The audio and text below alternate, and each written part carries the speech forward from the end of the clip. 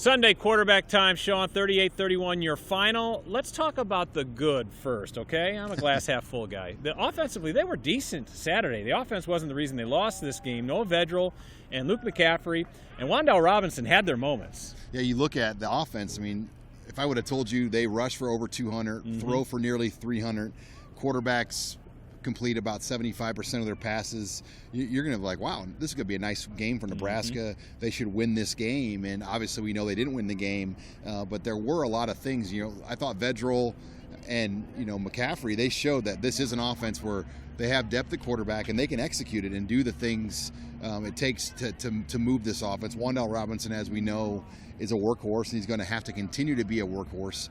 So there were bright spots from this offense, but yeah, the 2 turnovers were killer, especially on a day where your defense couldn't stop anybody. Yeah, the Huskers were 4 of 6 in red zone opportunities. Those 2 misses, though, huge in the first half. Defensively, this is where kind of have to grip a little bit. Defensively, it was a little rough. The Huskers have given up 450 or more yards 4 times this year. In all 4 games, they've lost. So that tells you something. Indiana really had their way through the air. And what was different about it today was this was the first time someone's really gone at Nebraska through the air like that.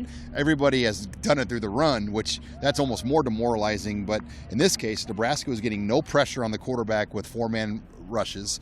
When they brought a 5th or a 6th, it just was ineffective, and they were getting beat on their blitzes. So everything they were trying to do defensively was not working. Indiana came out, maybe trying to run the ball. They realized they were going to have a hard time running the way Nebraska was coming at them, and they started just throwing the ball around, and they found matchups. Nebraska ran a cover 3 type look, and credit their quarterback. He made the throws, found the guys in spots, and there were a lot of mismatches. You had linebackers and tough coverage situations. It was a really frustrating game to watch for Nebraska's defense because you just never felt that they would get a stop in this game, and they rarely did. And Nebraska continues to lack a pass rush, and that really hurts. Yeah, you would think that Nebraska's front 4 should be able to beat Indiana's offensive line a few times, and it rarely happened. There was a coverage sack where Ben Stilley was able to come in, but you just didn't see anybody on Nebraska's defensive line particularly come in and make a play. Yeah, nothing consistent. Peyton Ramsey was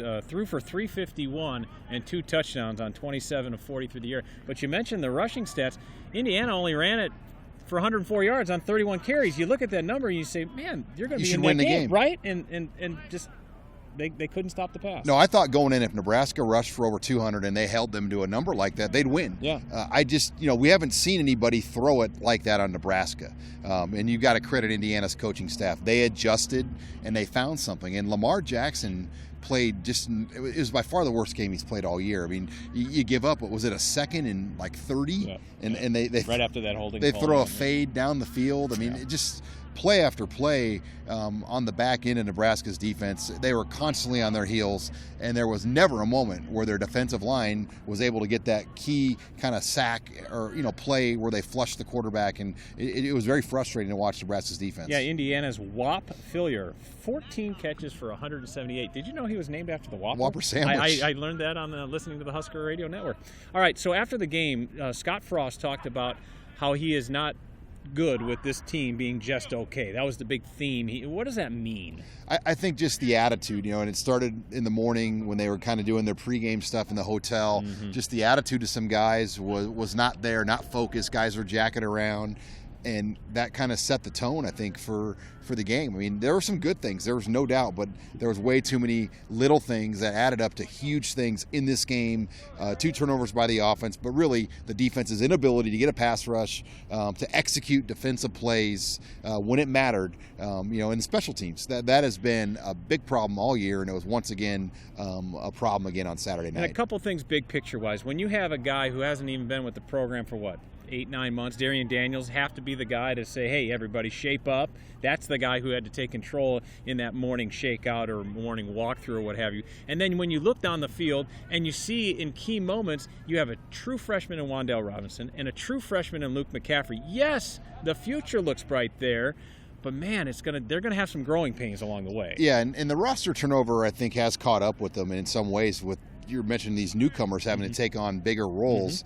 they've had 27 players leave the program since April of 2018 on scholarship, whether it was not making it academically or moving on or whatever. They had a couple academic casualties in there, and there's multiple more guys. But all of that attrition, I think, has kind of caught up in terms of just the internal culture and the leadership structure of this team. And it's going to get better over time. But right now, as we know, it's just not there, and they don't have the mental capability, in my opinion, to withstand some of the drama that they had to fight through in this game.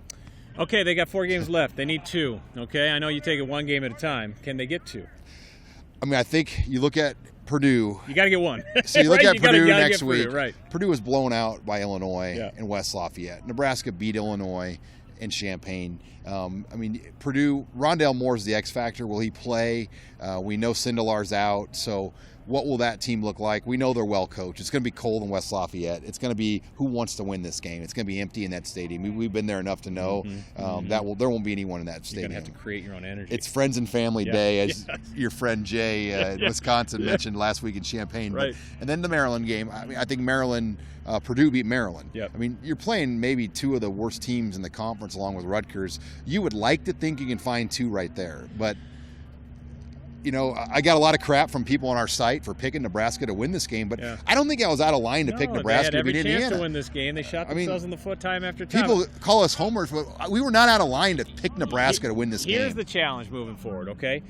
The Huskers have 1 road win under Scott Frost. They have to win 2 road games, in most people's opinions, to qualify for a bowl game. Can they do it? We'll see. It's going to be a fun final month because you've got Iowa and Wisconsin as your 2 home games. But you got to go to Purdue and win that game. If you don't win the game at Purdue, it's going to be, obviously, then another bye week. Yep. Well, we'll see. First, you got to win at West Lafayette. We'll see if that happens when Nebraska takes on Purdue next Saturday at 11.